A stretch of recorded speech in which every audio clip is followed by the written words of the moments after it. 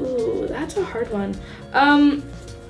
I think going on tour and meeting thousands of people, I think that was my favorite thing I've done so far. And yeah, I mean, everything that I've done or that I'm doing, I'm very grateful for them, and they're all so much fun. So I think, yeah, I don't have like one greatest achievement. I think all of them I'm really happy about. It's just like, I feel like my biggest accomplishment is actually learning from my mistakes every year and becoming a better person the next year, because there's not one accomplishment that I've been like, okay, I made it. So I didn't make it this far just to be this far. So every year it gets better and better. So there's not one, to be honest. Good answer. I would say my biggest accomplishment of my life was I grew up dancing, of course. And I used to go to different conventions every single weekend, and the main dance convention growing up was the Pulse on Tour. And what everyone wanted to do, all 10,000 people that went every weekend wanted to become a protege. And that's like the biggest scholarship that you can get at the end of the weekend. So I became a Pulse protege. And then at the end of the whole entire year, all of the Pulse proteges are trying to become an elite protege that assists the choreographers on the stage. So anyways, I was working toward that, and only 4 people get it out of maybe 10,000 Pulse proteges at the end of the year. So I became a Pulse protege, and that was the biggest accomplishment because I worked for that for like 4 years, or like 3 years, and it was a big accomplishment because I was one of the 4 best dancers at the convention, and I was super excited about that.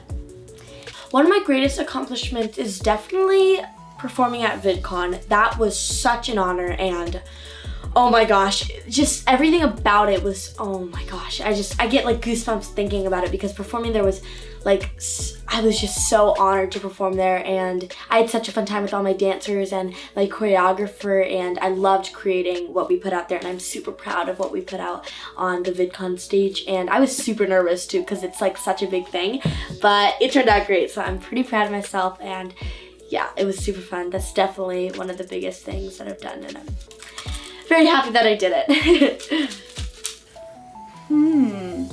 That's hard. I don't know. I guess I just finished writing a screenplay, which was like felt really good, because it's hard to motivate yourself to like finish something like that. So I feel pretty good about that. Also, creating Positively Social is something that is hopefully gonna help make a difference for kids our age. And yeah, I don't know, hopefully more to come.